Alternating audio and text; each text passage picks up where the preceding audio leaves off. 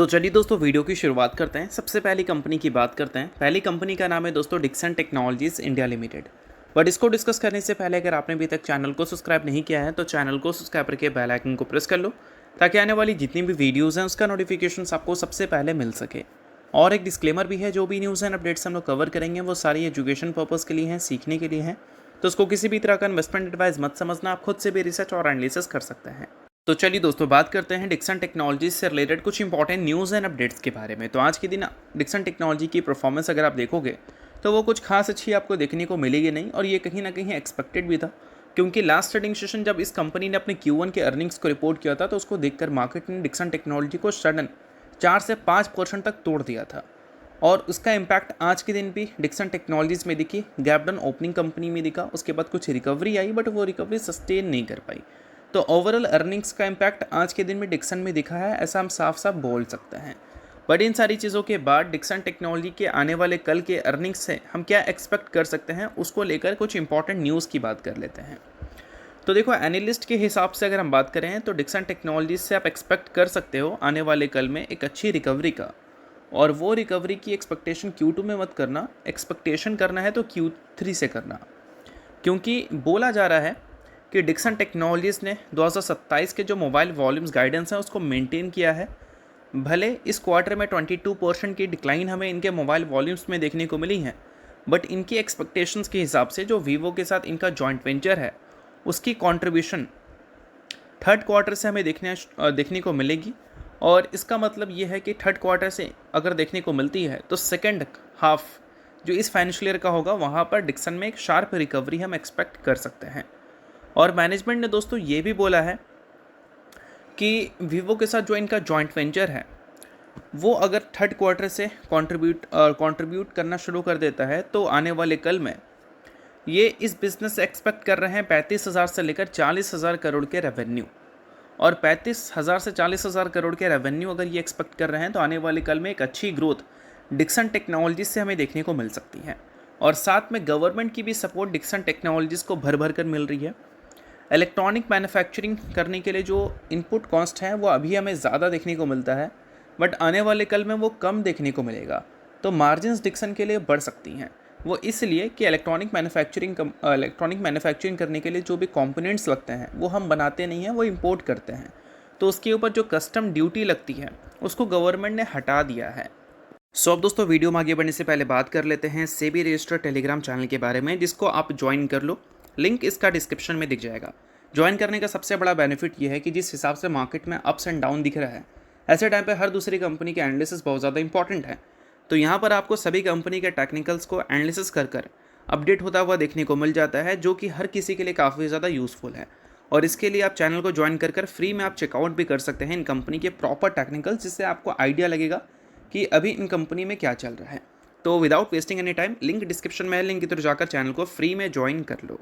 और इसको लेकर भी एक्सपेक्टेशन है कि गवर्नमेंट इलेक्ट्रॉनिक मैन्युफैक्चरिंग के लिए जो कंपोनेंट्स पे कस्टम ड्यूटी लगाती है उसको जो उन्होंने वेब किया है वो वेब हमें 2041 के फाइनेंशियल ईयर तक देखने को मिल सकती है। यानी कि एक लंबे अरसे तक गवर्नमेंट हो सकता है उस कंपोनेंट्स पे कोई भी कस्टम ड्यूटी हमें लगाती हुई दिखे ना।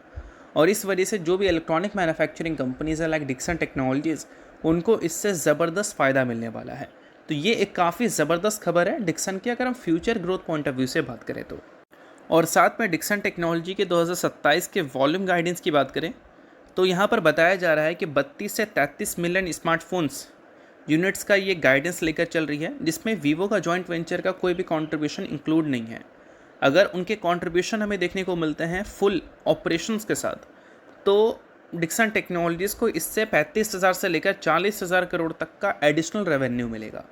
और एडिशनल रेवेन्यू अगर उनसे इतना ज़्यादा मिलता है तो आने वाले कल में डिक्सन टेक्नोलॉजी के जो टोटल नंबर्स हैं उसमें एक हेल्दी ग्रोथ की एक्सपेक्टेशन हम कर सकते हैं। क्योंकि अगर हम नोमोरा के रिपोर्ट के हिसाब से बात करें तो इनके आईटी हार्डवेयर सेगमेंट्स जो हैं उसमें एक स्ट्रॉन्ग ऑर्डर बुक हमें देखने को मिल रही हैं। और साथ में इनकी एक्सपेंशंस हमें देखने को मिल रही हैं display manufacturing from fourth quarter. और साथ में कैमरा मॉड्यूल्स की बात करें तो उसमें भी, यानी कि Q4 से डिस्प्ले मैन्युफैक्चरिंग और कैमरा मॉड्यूल सेगमेंट्स में एक्सपेंशन का डिक्सन टेक्नोलॉजीज़ का प्लान है। और यहाँ पर ये भी मेंशन किया गया है कि 2028 के फाइनेंशियल ईयर से अगर हम बात करें तो जो कंपनी के मार्जिन्स हैं उसमें हमें इम्प्रूवमेंट देखने को मिल सकता है। तो इस वजह से नोमुरा की जो कमेंट्री है वो डिक्सन से रिलेटेड हमें थोड़ी अच्छी और ब्राइट देखने को मिल रही है। बाकी आपके हिसाब से डिक्सन टेक्नोलॉजीज़ का फ्यूचर अभी के हिसाब से कितना बदल सकता है वो मुझे कमेंट में ज़रूर बताना। अब इसके अलावा अगली कंपनी की बात करते हैं जिसका नाम है काइनेस टेक्नोलॉजी इंडिया लिमिटेड।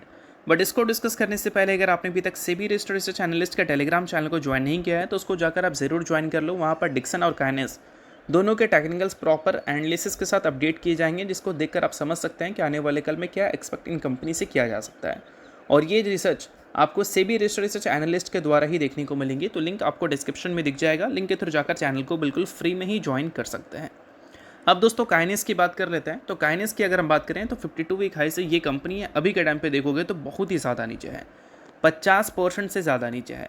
और इस कंपनी के जो अर्निंग्स हैं वो हमें 7 अगस्त को आती हुई देखने को मिलेगी। अर्निंग्स में रेवेन्यू एंड प्रॉफिट तो इंपॉर्टेंट है ही, बट साथ में जो गाइडेंस है वो बहुत ज़्यादा इंपॉर्टेंट है। और उसके साथ दोस्तों जिस कंसर्न के बेसिस पे काइनेस हमें नीचे आती हुई दिखी थी, वर्किंग कैपिटल डेज का बढ़ना, कैश फ्रॉम ऑपरेटिंग एक्टिविटी का नीचे जाना, वो कंसर्न को काइनेस टेक्नोलॉजी किस हिसाब से सुधारती है वो हमें इस फाइनेंशियल ईयर में देखने को मिलेगा।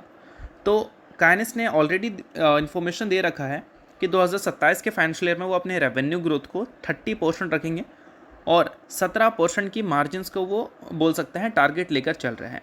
17% के मार्जिन को अगर वो टारगेट करती है तो पिछले 3 क्वार्टर से ये बेहतर है। 17% ऐसा नहीं कि कंपनी कभी ने अचीव नहीं किया, पहले भी कंपनी ने अचीव किया हुआ था उसको अगर कंपनी सस्टेन करती है तो इस बार रेवेन्यू के साथ प्रॉफिट भी हमें ग्रो करता हुआ दिख सकता है। बट सबसे इंपॉर्टेंट दोस्तों अभी इस कंपनी के गाइडेंस को छोड़ो, कन्विक्शन की बात करें तो एफआईज और डीआईज दोनों की कन्विक्शन इस कंपनी में कुछ खास अच्छी दिख नहीं रही है। अब ये बहुत सारे पॉइंट से हो सकता है। पहला, गाइडेंस को कट करने के पॉइंट के बेसिस पे, वर्किंग कैपिटल डेज के बढ़ने के बेसिस पे, कैश फ्रॉम ऑपरेटिंग एक्टिविटी के नीचे जाने के बेसिस पे। तो ये सारी चीज़ों पे एफआईज और डीआईज हो सकता है अपनी कन्विक्शन को लूज़ करती हुई नजर आई है इस कंपनी में।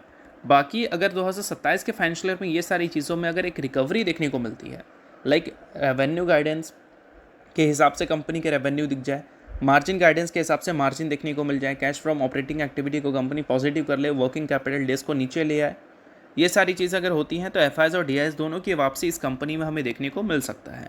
और वापसी देखने को मिलता है तो ये कंपनी में वो काफ़ी अच्छी बात होगी, क्योंकि अभी देखोगे पब्लिक के होल्डिंग को तो 12% से सीधा बढ़कर 28 से 29% के करीब हो चुका है।